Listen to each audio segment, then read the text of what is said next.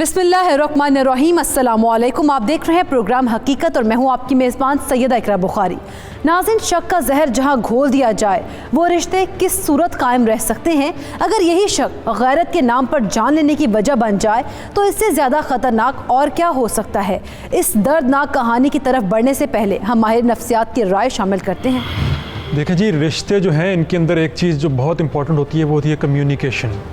और शक और बदगुमानी अगर पैदा हो जाती है तो उसका एक बड़ा फैक्टर ये होता है कि वो जो दो पार्टनर्स हैं वो आपस में पिछले कुछ अरसे से बहुत अच्छे तरीके से या मुनासिब तरीके से कम्युनिकेट नहीं कर पा रहे। जब आप कम्युनिकेट कर रहे होते हैं तो वहाँ पे क्या होता है कि आप वक्तन फ़क्तन ज़िंदगी में आने वाले तमाम मसाइल से एक दूसरे को आगाह करते हैं और आप अप टू डेट रहते हैं कि आपका पार्टनर साइकोलॉजिकली, फ़िज़िकली, जज्बाती तौर पर इस वक्त कहाँ पे मौजूद है और उसको किस तरह की सपोर्ट की ज़रूरत है आपसे। तो जब कम्युनिकेशन की वजह से ब्रेक डाउन करता है किसी रिलेशनशिप के अंदर तो उसके बाद होता क्या है कि उसके बाद दोनों साइडों जो हैं वो अपनी अपनी अजम्पशंस के मुताबिक उस रिलेशनशिप को चलाना शुरू कर देती हैं। वो अजम्पशंस जो हैं वो बाज़ दफ़ा दुरुस्त होती हैं और बाज़ दफ़ा गलत होती हैं। और शक जो है ये इसी तरीके से जो है वो हमारी नफ्सियात के अंदर शामिल होता है किसी भी रिलेशनशिप के अंदर कि हमें लगता है कि हमारा पार्टनर जो है हमारे ख्याल में वो हमारे साथ फेथफुल नहीं रहा या उसको कोई और ट्रबल हमारे लिए क्रिएट करने की कोशिश कर रहा है, हालांकि ऐसा होता नहीं है।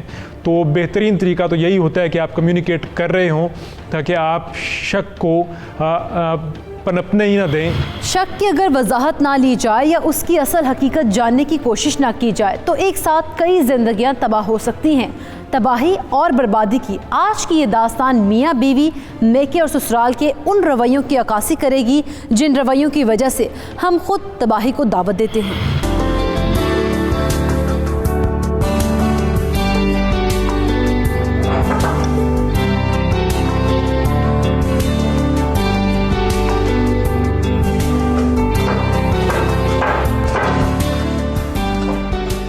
सकीना, अब किसी और काम के बारे में ना कहना। थक गया हूँ बाजार के चक्कर लगा लगा के। आपको नहीं कहूंगी तो किसको कहूंगी? हाँ, मुझे ही कहो, मगर ऐसे किस्तों में नहीं। क्या करूँ, जब जब कोई सामान याद आता है तो आपको तंग करती हूँ। तुम्हें किस्तों में याद आने वाली बीमारी का मैं इलाज कर। मैंने आपको बताया था, आप भूल गए हैं। मैं भूल गया था तो मुझे याद किसने करवाना था दोबारा? मैं आई थी बताने के लिए लेकिन अब सो गए थे। नहीं, माँ से कह दो, 1 साल हो गया हमारी शादी को, ये रोज रोज के दावतनामे भेजना बंद करे। बात समझाया तुम्हें, तुम जानबूझ के नहीं कहते उन्हें। मैं अम्मी को बताना भूल गई थी। किसी और ने आके याद करवाना था तुम्हें। हाँ जी, मैंने ही याद करवाना है, गुलाम हूँ आपका। अब ऐसी बातें ना करें, बेटियों की शादी हो गई है, खैर से नवासे वाले हो गए हो। दावत आपकी बेटियों की और मेरी सर्विस बिला वजह ही हो जाती है। आपकी ही लाडली है, जैसे मुझे याद नहीं है कितने रिश्ते आए थे, हर रिश्ते में कोई ना कोई नुक्स, कोई ना कोई कीड़ा निकालते रहे। शुक्र है अल्लाह का कि आपको सकलैन और उमर पसंद आते। हाँ, दोनों भाई बहुत अच्छे हैं और उमर तो दुबई में जॉब करने के बावजूद सनम का कितना ख्याल रखता है। और सकलैन वो भी रखता है। दोनों बहुत अच्छे हैं, अल्लाह पाक सलामत रखे। आमीन।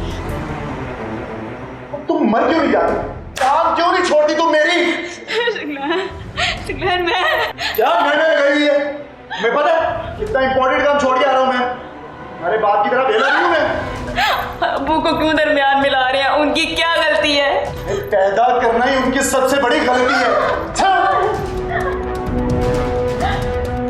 मेरी बात गौर से सुनो तुम। अपनी जुबान कम और अकल ज्यादा इस्तेमाल किया करो। इसके बाद अपनी माँ को खुद ही जवाब दे देना हाँ करने से पहले। अब जाओ और दिमाग खराब मत करो मेरा। जाओ के अपनी बहन को देखो, वो तैयार हुई है कि नहीं तो फिर तुम्हारे माँ बाप की बातें सुनना पड़ेगी। बेटा, खाने में इतनी देर क्यों लगा दी? बेटा क्या हुआ? बेटा ये, बेटा वो, बेटा बेटा बेटा। मुझे तो लगता है उन्होंने बेटी नहीं भेजी, बेटा खरीद के ले गए। जाओ दफा हो जाओ।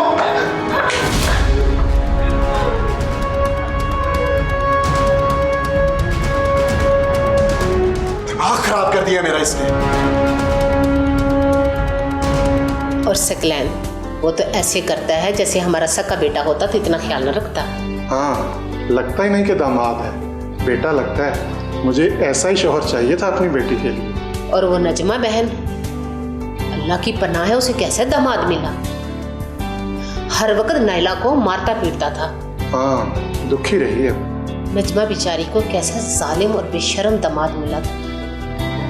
नाइला बेचारी को मार मार के मार ही डाला। मगर शुक्र है हमारी बेटियों के साथ ऐसी कोई परेशानी नहीं। शुक्र है। अच्छा मैं किचन में जा रही हूँ, हो सके मेरी हेल्प करवा देना। चले मैं आता हूँ। ठीक है, मैं इंतजार कर रही हूँ।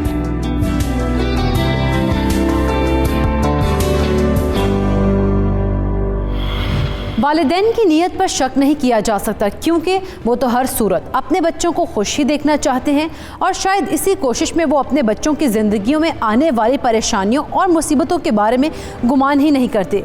लेकिन इस तल्ख हकीकत को झुटलाया नहीं जा सकता, क्योंकि आंखें मूंद लेने से खतरा टल नहीं जाता।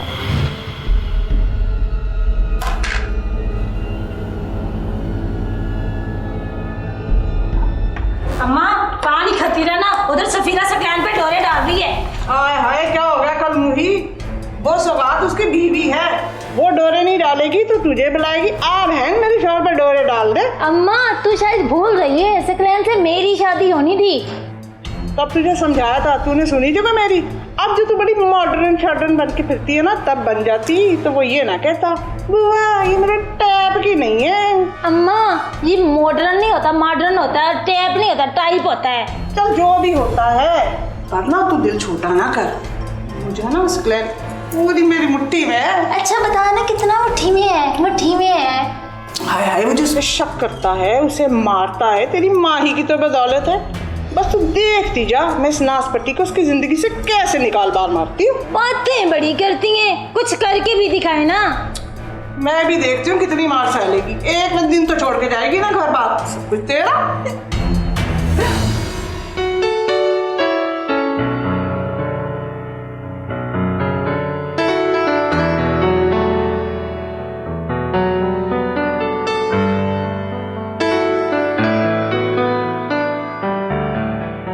सुनो, अपने मुंह पे ये पारा ना बजा के रखना, और खबरदार किसी भी बात का तुम्हारे घर पता चला तो। अस्सलाम वालेकुम। अस्सलाम, कैसी हो मेरी बच्ची? सफीरा कहाँ है? बहुत दिन हो गए आप लोगों से मिले। क्या हाल है? अल्लाह की रहमत है। कल मैं भी साथ गया। हाँ हाँ, आप मुझे इन दोनों से ज्यादा अजीज हो। जी आए। हो गया फैमिली ड्रामा। बैठो बेटा। हाँ जी, हाँ और कैसे हो? जी शुक्र है अल्लाह का। देर क्यों लगा दी तू? वो आपको तो पता है ट्रैफिक कितनी जैम है। सही कह रहे हो। और सफीरा बेटी ठीक हो बेटा? जी मामा मैं ठीक हूँ। खामोश खामोश हो।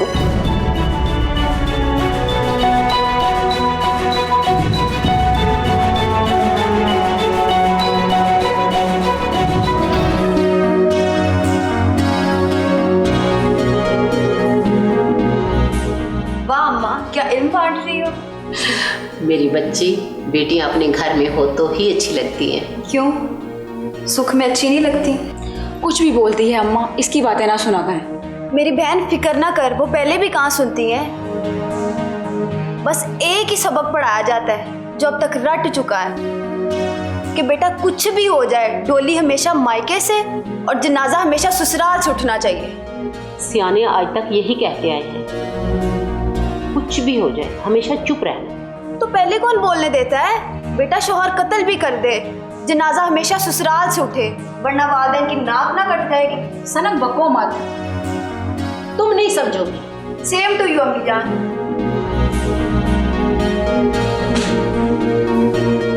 तुम बताओ क्या बात है, यह इतनी कड़वी कड़वी बातें क्यों कर रही है? अम्मी उसकी आदत है। नहीं कुछ तो है जो बता रही है। नहीं अम्मी आप बिल्कुल बेफिक्र हो, कुछ भी ऐसी बात नहीं। बेटी की डोली मैके से और जनाजा ससुराल से उठना चाहिए। इस मौशे में हर बेटी को बयाहते वक्त एक यही बात सिखाई जाती है। सदियों से राइज इन रवैयों पर क्या कहते हैं माहिरीन, आइए जानते हैं हमारे माहिर नफ्सियात से। वो जो हम जुमले सुनते आते हैं कि लड़की की जब एक घर से आप कहते हैं कि डोली जाती है तो वापसी पर उसको जो है खुदा न खास्ता बदतरीन हालात में भी उसको वापस नहीं आना चाहिए और उसको अपनी लाइफ को, अपनी शादी को जो है निभाने की कोशिश करनी चाहिए। ये कुछ ऐसी चीज़ें हैं जो मेरा ख्याल अब आउटडेटेड हैं। इस वक्त जो है चीज़ों को तब्दील करने की ज़रूरत है, लेकिन ये तब्दीली आसान नहीं है। बहुत ज़्यादा पढ़े लिखे ख़ानदान भी इस तरह की, जहाँ पर वो जानते हैं कि उनकी बच्चियाँ जो हैं वो किसी रिलेशनशिप के अंदर अब्यूज़ हो रही हैं, उसके बावजूद वो अपनी बच्चियों को वापस आने के लिए इनकरेज नहीं करते और वो बच्ची जो है वो लगातार अब्यूज़ होती रहती हैं, तशद्दुद का निशाना बनती रहती है और बाज़ औक़ात वो बच्ची जो है वो जान से भी जाती है। तो ये सारा मामला अफसोसनाक है, लेकिन इसके लिए हमें एक बहुत बड़े लेवल पे एक डिस्कोर्स करने की ज़रूरत है जिसमें तमाम स्टेक होल्डर्स को हम बिठाएं, हम अपने रवैयों के ऊपर नज़रसानी करें और अपनी बच्चियों को ये कॉन्फिडेंस दें कि अगर शादी नाकाम होती है, भरपूर कोशिश के बावजूद नाकाम होती है, भरपूर कोशिश को मैं दोहराऊंगा उसके बावजूद नाकाम होती है, तो उसके बाद शादी को ख़त्म कर देना एक नॉर्मल चीज़ है, कोई ऐसी चीज़ नहीं है जिसके लिए हमें शर्मिंदगी जो है उसको फेस करना पड़े। आज की ये कहानी इस मुआशरे के कुछ ऐसे पहलुओं को सामने लाएगी कि आपकी रूह कांप उठेगी। इस कहानी में भी सफ़ीरा को वालिदैन की तरफ से हर बार यही एक दर्स दिया जाता, लेकिन तस्वीर का दूसरा रुख देखने की कोशिश किसी ने भी नहीं की। सकलैन की पुप्पोज़ाद रूबी ने सफ़ीरा के खिलाफ चली ऐसी कौन सी चाल कि सफ़ीरा का शौहर सकलैन हो गया गज़बनाक। सफ़ीरा गुजार रही थी अजियतनाक ज़िंदगी। क्या वालिदैन पर खुला ये राज? ऐसे कई तहलका खेज़ हक़ाइक़ दिखाएंगे आपको, लेकिन एक शॉर्ट ब्रेक के बाद।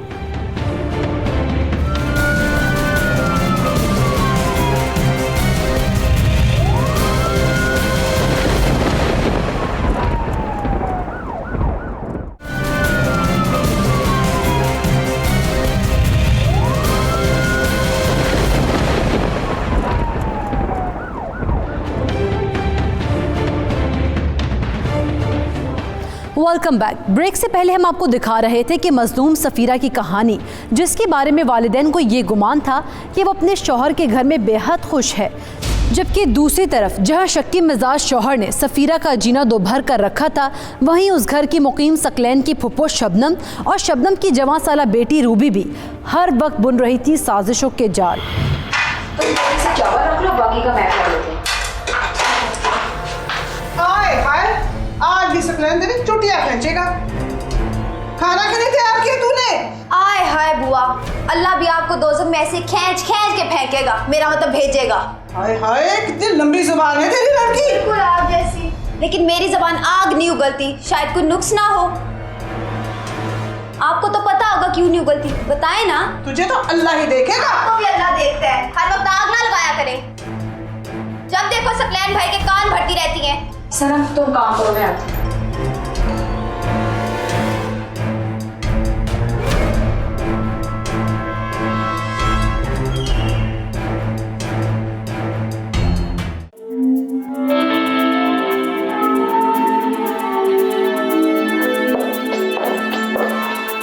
सकलैन, तुम्हें क्यों समझ में नहीं आता है कि सफ़ीरा तुम्हारे काबिल नहीं है?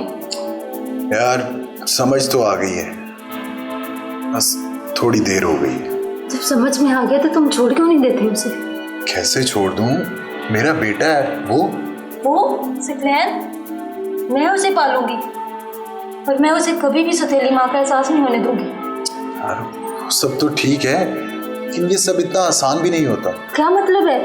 तुम सफ़ीरा को मार कर आओगे मेरे पास? मैं क्यों मारूंगा उसे? ऐसी औरतें तो शर्म से ही मर जाती हैं, और ये बेशर्म देखो कितनी निटाई से जी रही है। ऐसी औरतें यार, अपने शौहर के होते हुए दूसरे मर्दों की तरफ मुंह मारती फिरती है।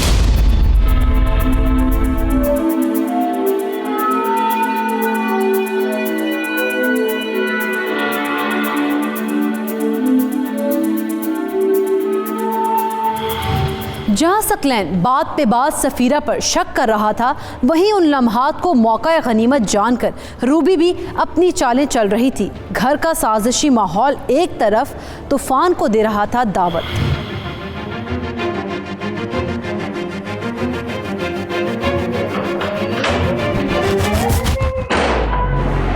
नंबर क्यों बिजी था तुम्हारा? वो अम्मी की कॉल आई थी। अम्मी की कॉल आई थी? हाँ? अम्मी की कॉल थी या मुझे तो कहते हुए भी शर्म आ रही है। आप मुझ पे शक कर रहे हैं, ऐसा कुछ नहीं है। काश कि ऐसा कुछ ना होता। एक बात मेरी कान खोल के सुन लो तुम, अगर मेरा नाम खराब किया ना, जान ले लूंगा तुम्हारी बहन। आप मेरा यकीन करें, मैं ऐसी शर्मनाक हरकत नहीं कर सकती। कर तो रही हो, लेकिन अच्छा होगा मजीद और ना करो, वरना पछताने का मौका नहीं दूंगा तुम्हें।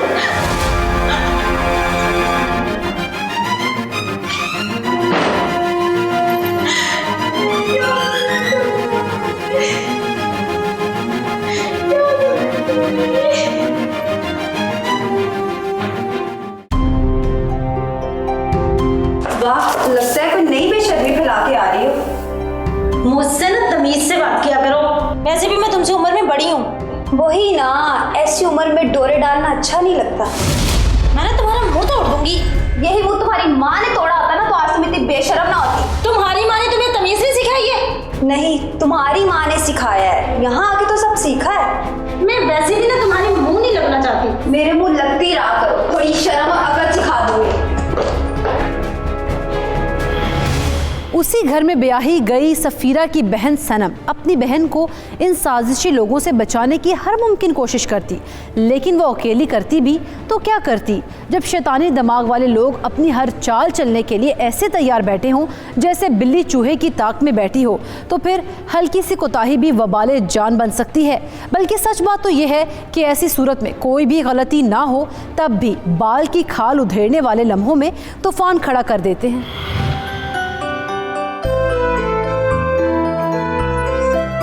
वाह भाभी, कितना प्यारा सूट है, पहन कर तो दिखाओ। नहीं, अभी क्या पहनना, वैसे भी बहुत काम पड़े हैं करने वाले। मारिया की शादी पे पहनोगी तो कोई फिटिंग का नुक्स निकला या कुछ और तो जाओ पहन कर दिखाओ। मैं कह रही हूँ ना, बहुत काम पड़े हैं करने वाले। एक बार अभी पहन के दिखा दो। अभी नहीं ना, एक बार ही तो पहनना है, जाओ पहन के दिखाओ। हर बात को लेके जिद पे आ जाती हो।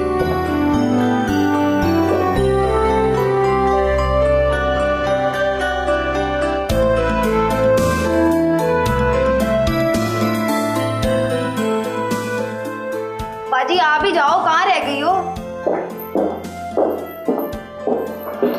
वाह बाजी, बड़ी प्यारी लग रही हो, और खुले बालों में तो और भी प्यारी लग रही हो। करो सनम, कोई देख लेगा।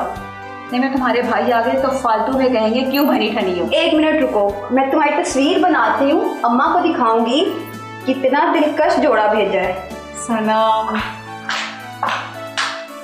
हाय हाय, बड़ी बनी ठनी हो। कहाँ की तैयारी है? कहीं की तैयारी नहीं है। तोहफा शोफा मिला है क्या? हाँ मिला है तो। हाय गजब खुदा का, मैंने तो ऐसे ही पूछ लिया कि तुझे तोहफा दिया किसने, तू तो मेरे गले को ही आ गई। बुआ, तोहफा बाजी को मिला है और किसी ने भी दिया हो, आपको क्यों दर्द उठ रहा है? हाय कैसा दौर आ गया। हाय हाय, अच्छा भी करो तो भी बुरे, कैसे कैसे लक्षण हैं। और क्या क्या हो रहा है मेरी नाक के नीचे, बस मैं तो बेबस हूँ। क्या क्या क्या ये क्या ड्रामा शुरू किया हुआ है? सनम तुम चुप कर जाओ। आप क्यों चुप करवा रही है? तू तो चाहती है तू आजाद फिरे, कोई गुल खिलाए। देख बुआ, चलती बन वरना। वरना क्या? हाँ, जरा तमीज से बात किया करो तुम। चलो अंदर आओ।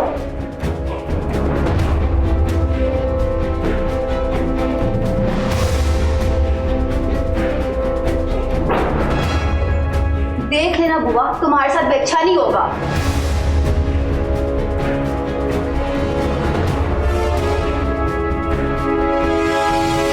शबनम बुआ कैसे खुश ना होती, उसका तीर ऐन निशाने पर जो लगा।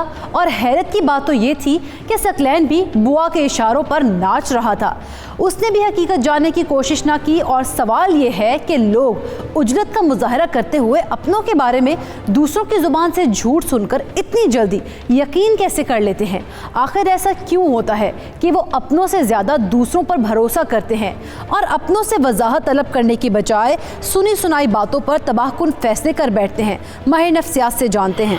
बाज़ औक़ात बच्चों की शादियां होती हैं और पेरेंट्स में से एक पेरेंट जो है वो शादी से खुश नहीं होता, या बाज़ औक़ात कोई फूफी, खाला या चचा या मामू, कोई पर्सन जो कि आपके साथ ही रह रहा होता है और उस रिलेशनशिप से खुश नहीं होता, वो फिर क्या करता है, वो जब ये देखता है कि इस रिलेशनशिप के अंदर गैप है कम्युनिकेशन का दोनों पार्टनर्स में, तो उस गैप को फिल करने की कोशिश करता है। वो वहाँ पर आकर किसी एक पार्टनर के साथ मिल जाता है और गैर महसूसाना तरीके से वो उस पार्टनर के जज्बात जो होते हैं वो उनको मैनिपुलेट करना शुरू कर देता है, उनके साथ खेलना शुरू कर देता है। और हमें इस चीज़ का इदराक बहुत देर से होता है कि हम जो अपने रिलेशनशिप के अंदर हम जिस गफलत का मुजाहरा कर रहे थे कम्युनिकेशन के लेवल के ऊपर, उस गफलत का फ़ायदा उठाते हुए हमारे अपना ही एक प्यारा, हमारा अपना एक रिश्तेदार या हमारा अपने साथ रहने वाला कोई फ़र्द जो है वो उस गैप को फिल कर रहा है और हमारा ट्रस्ट जो है उसने हमारे पार्टनर से ज़्यादा ले लिया और हम ब्लाइंडली उसकी लीड्स को फॉलो करना शुरू कर देते हैं।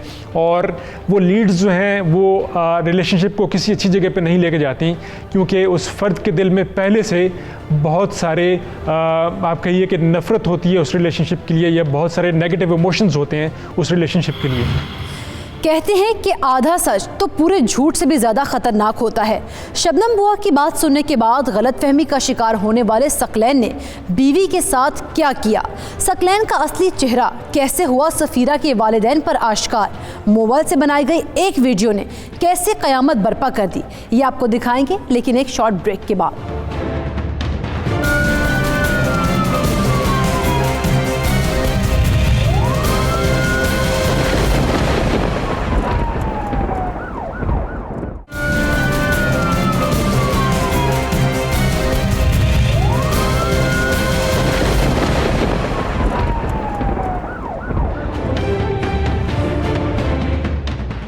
Welcome back. ब्रेक से पहले हम आपको दिखा रहे थे कि जब सफ़ीरा ने बहन के इसरार पर नए कपड़े पहनकर दिखाए और सनम खुश होकर मोबाइल से तस्वीरें बनाने लगी, तो ऐन उसी लम्हे शबनम बुआ ने कैसे आग लगाई और सकलैन के दिलो दिमाग में शक का नया बीज भी बो दिया था। क्या बात है अम्मा, लगता है कोई नया शोशा छोड़ के आ रही है। बड़ा जाल बिछा कर आई, मछली तड़प रही होगी। अब कौन सा नया शक का बीज बो के आई है अम्मा? अब बीज नहीं, सारे का सारा पौधा लगा कर आई हूँ। हाँ देखा, शक के पौधे ने काम कर दिया। अम्मा पत्थरों से कुछ नहीं होता, ये इसको हर दफे ही मारता पीटता है। मजा तो तब है जब ये कलमुही घर छोड़ के चली जाए। तू फिक्र न कर, सकलैन तेरा ही है, ये कलमुही ज्यादा दिन नहीं टिकने वाली यहाँ पे। हाँ अम्मा ऐसे बड़ा शैतानी दिमाग है तेरा। चल मनूस गई।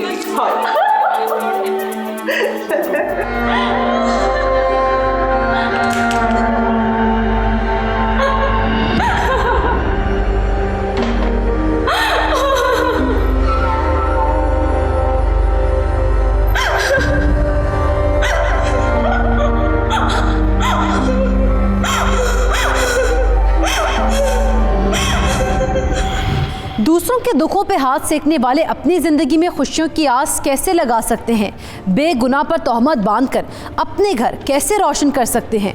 लेकिन ये भी सच था कि शबनम बुआ अपनी इस चाल से सकलैन को बात मनवाने में कामयाब हो गई। सकलैन ने भी आंखें बंद करके बुआ की बात को सच माना और रोती मिन्नतें करती सफ़ीरा की एक ना सुनी। आखिर वही हुआ जो रूबी करना चाहती थी। आपी आपी आपी, यहाँ भी नहीं है। आपी कहाँ गई? आपी आपी, लगता है कुछ खो गया है। हाँ तुम्हारी अम्मा एक डबिया में रखी थी, मिल नहीं रही। ओह अच्छा, तो तुम्हारी बहन गायब है, मतलब इस घर से गंदगी खत्म। गंदगी तो तुम्हारी सोच में है, जो कभी खत्म नहीं होनी। ये बताओ आपी कहाँ है?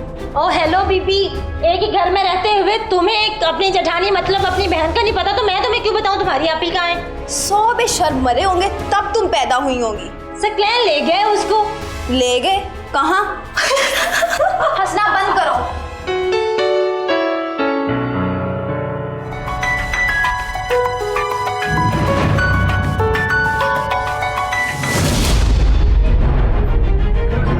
सफीरा, रो क्यों रही हो? आज बिना बताया है, सब ठीक है? कुछ ठीक नहीं है। सकलैन बेटा बैठो। मैं यहाँ बैठने के लिए नहीं आया। क्या बात है, इतने गुस्से में क्यों हो? ये सब कुछ आप अपनी बेटी से क्यों नहीं पूछ लेते? सफीरा बेटा, क्या हुआ? क्या हुआ मेरी बच्ची?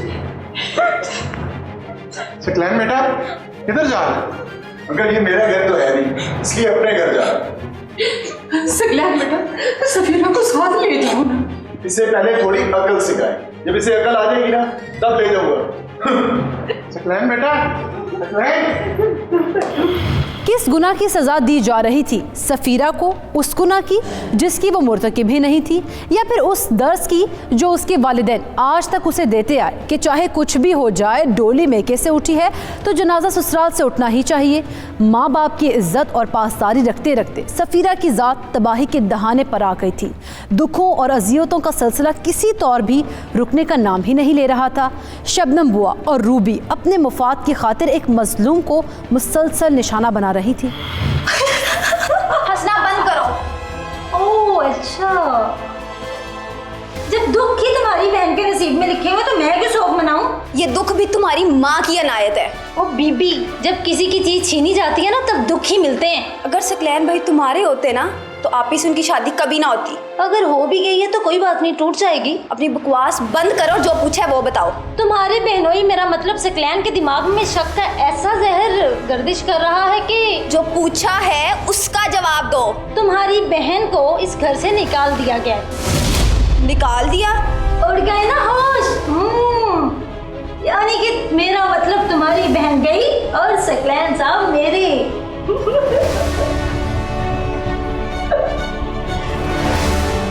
सफीरा बेटा, कुछ तो बताओ, हुआ क्या है? अब कुछ नहीं हुआ, मैं क्या बताऊं आपको। कुछ नहीं हुआ तो फिर रो क्यों रही हो मेरी बच्ची? कुछ नहीं अम्मी, कुछ नहीं। देखो, कुछ नहीं, कुछ नहीं, कुछ नहीं। बेटा, ये तुम्हारा अपना घर है, जब मर्जी आओ और जितने दिन मर्जी रहो, मगर बेटी का घर उसका ससुराल ही होता है। मेरी बच्ची, तुम्हारे अबू सही कह रहे हैं। लोग तरह तरह की बातें करते हैं, लेकिन अम्मी सकलैन ने मुझे खुद निकाला है। मेरी बच्ची, शोहर का घर वही तुम्हारा असली घर है। बेटा, दुनिया वाले थू थू करते हैं, और वैसे भी छोड़ी हुई औरत की इस मुआशरे में कोई इज्जत नहीं होती। अम्मू, इज्जत तो मेरी उस घर में भी कोई नहीं है। शोहर कभी कुछ कह भी दे, फिर भी वो तुम्हारा अपना घर है। अम्मी अगर कभी कहे तो ही है, अगर हर रोज दिन रात उठते बैठते एक ही बात हो तो। सफीरा बेटा, सब बातें एक तरफ, सब भूल जाओ और सुलह करके अपने घर चले जाओ। मुझे मैंने कोई गलती ही नहीं की तो मैं किस चीज़ की माफ़ी मांगूं? सफीरा मेरी बच्ची, औरत का अपना घर असल घर होता है।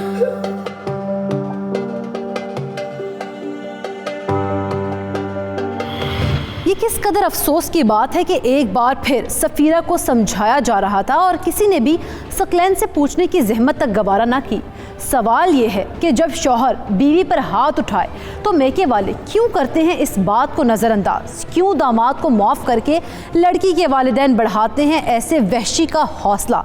माहिर नफ्सियात से जानते हैं। देखिए, इसमें लड़की के वालिदैन का रवैया भी इम्पॉर्टेंट है, और मैं समझता हूँ सबसे ज़्यादा जिस चीज़ के ऊपर बात होनी चाहिए वो लड़के के वालिदैन और लड़के के बहन भाई या वो लोग जो उस घर में लड़के के साथ रह रहे हैं जहाँ पर एक लड़की के ऊपर वायलेंस हो रहा है, उसको मारा जा रहा है। सिर्फ मारना वायलेंस नहीं है, अगर आप उसको लगातार तनकीद का निशाना बना रहे हैं, लगातार आप उसको इग्नोर कर रहे हैं, तो ये भी वायलेंस के अंदर आता है, तशद्दुद के अंदर आता है। और अगर एक फ़र्द जो है वो लगातार अपनी बेगम साहिबा को तशद्दुद का निशाना बना रहा है और वहाँ पर मौजूद उसके बहन भाई और माँ बाप उसको रोक टोक नहीं रहे, तो ये उनकी अपनी वैल्यूज़ के ऊपर और उस पूरे ख़ानदान की वैल्यूज़ के ऊपर बहुत शदीद किस्म के सवालात उठाता है। और उस पूरे ख़ानदान को मेरा ख्याल है कि बैठ कर अपने वैल्यूज़ को रिविज़िट करना चाहिए। वालिदैन का यही रवैया तो दामाद को शय देता है कि वो कुछ भी करता रहे, भला कौन उसे रोक पाएगा। इसीलिए तो सकलैन इंतहाई कदम उठाते हुए ज़रा सा भी खौफजदा न हुआ। सफीरा वापस शौहर के घर पहुंची तो कैसे उसकी ज़िंदगी बनी अजाब। दरवाजे पर आने वाले लड़के के साथ क्या वाकई सफीरा के थे ताल्लुकात, या फिर रूबी और उसकी माँ ने चली एक और शर्मनाक और भयानक चाल? ये सब आपको दिखाएंगे, लेकिन एक शॉर्ट ब्रेक के बाद।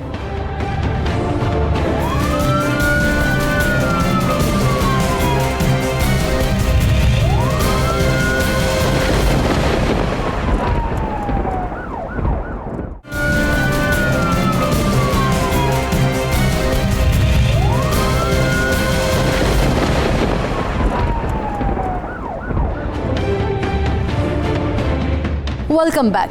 नाज़रीन, हम आपको ब्रेक से पहले दिखा रहे थे कि कैसे सफ़ीरा को फंसाया गया, उसके शौहर को उसके खिलाफ भड़काया गया।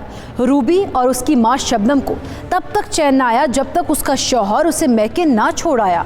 लेकिन जहाँ शौहर की नफ़रत ने उसकी ज़िंदगी मुश्किलात से की दो चार, वहीं वालिदैन की मोहब्बत और बेटी का घर बसा रहने की ख्वाहिश ने भी सफ़ीरा की ज़िंदगी को तबाह बर्बाद कर दिया। हाय हाय, कौन मर गया?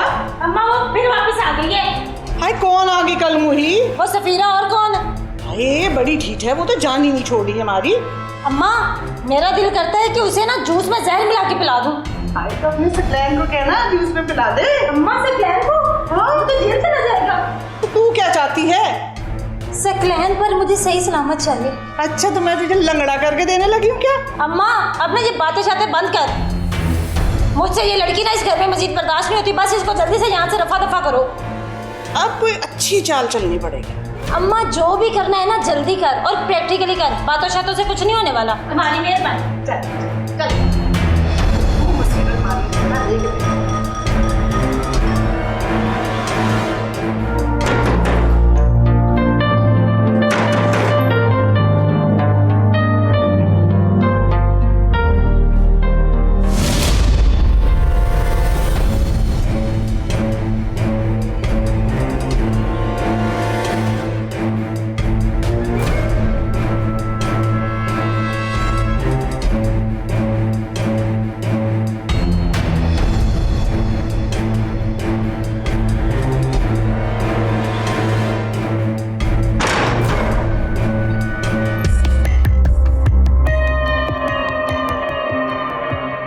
हाय हाय, क्या देख लिया जो बाछे खिली जा रही है? अम्मा आज मैंने वो कर लिया तो तू नहीं कर सकी।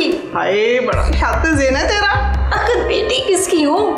दिखा है क्या? अम्मा अब बस ये मैंने सिकलैन को दिखाना है, फिर देखना वो इसको कैसे घसीट के घर से बाहर निकालता है। दिखा दिखा उसे, दिखा। जरा बस तू रुक, मैं भी सिकलैन को बुलाती हूँ।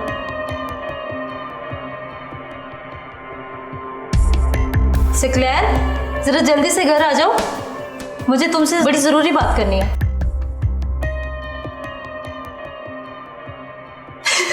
अम्मा काम हो गया अपना। शबनम और रूबी बड़े दिनों से थी जिस मौके की तलाश में, बिलाखिर वो मौका आज खुद चल कर आ गया। सबूत उनके हाथ में था और अब उनकी आंखें मुंतजिर थीं एक नया तमाशा देखने को। सफ़ीरा की तबाही और बर्बादी का तमाशा, उसका घर उजड़ने का तमाशा। कनीज़ा ने बिरयानी भेजी है और अली भाई ले आए थे। हाँ, अली भाई बहुत अच्छे हैं। बिल्कुल सगे भाइयों की तरह बहन बहन करते हैं। हाँ, सही कह रही हो। हाय हाय बेटा, मैं क्या बताऊं, मैं तो बात करती थी, ये दोनों बहनें तो मेरे गले को आ पड़ती थी।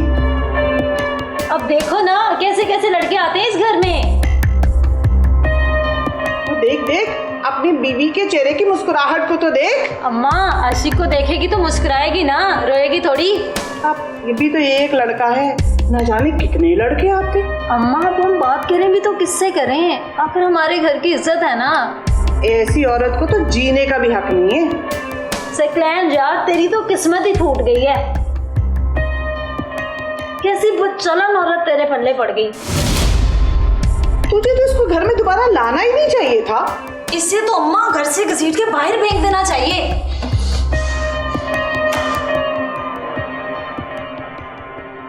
अब मजा आएगा। अम्मा मुझे तो लगता है आज इसका इस घर में आखिरी दिन होगा। मुझे तो सकलैन के गुस्से को देख के लगता है इसका दुनिया में आज आखिरी दिन होगा।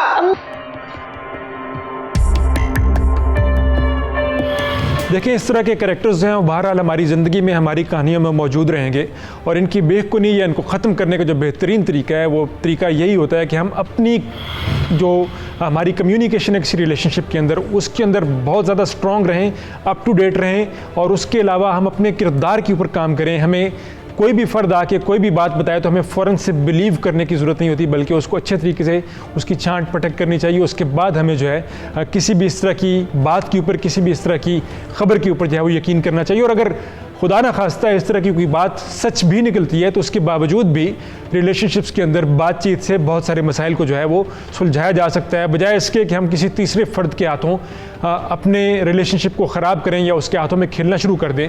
बेहतर ये होता है कि इस तरह की किसी भी खबर की तहकीक की जाए। अगर वो झूठ हो तो जो नेगेटिव इमोशंस हैं पार्टनर की तरफ आपके वो ख़त्म हो जाएंगे, और अगर वो सच हो तो ये आपके लिए एक और लाइन ऑफ एक्शन देता है, जो कि ये है कि आप अपने पार्टनर से कम्युनिकेट करें कि मेरे पास आपके सिलसिले में, हमारे रिलेशनशिप के सिलसिले में एक ख़बर है, और उस खबर के साथ जुड़ा हुआ एविडेंस या सबूत जो है वो ये है। खौफे खुदा दिलों में हो तो कभी कोई बेगुनाह सूली न चढ़े, मगर यहाँ तो अपनी अनाओं, ख्वाहिशों और खुशियों की खातिर दुनिया ने इंसानों को खूनख्वार दरिंदों का रूप धारते देखा है।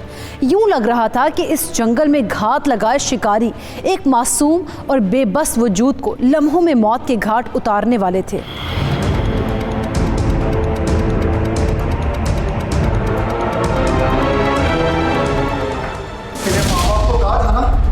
थोड़ी अकल सिखा के भेजना इसको। उन्होंने कुछ नहीं सिखाया तुझे। छोड़ किधर?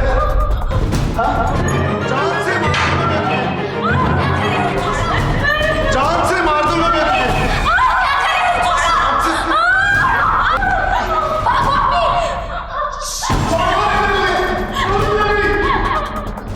छोड़ूंगा नहीं।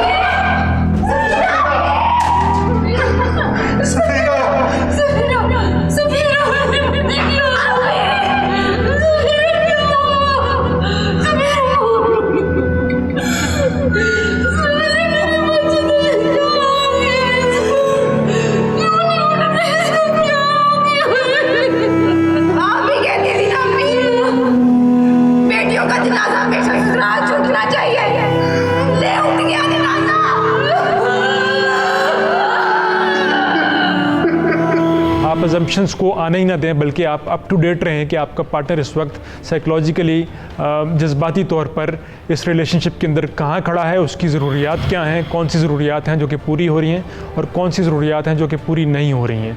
ऐसा सिर्फ उन सूरतों में होता है जहाँ पर दोनों पार्टनर्स रिश्ते के अंदर जो है वो सिंसियरली इन्वेस्ट करना चाह रहे हों।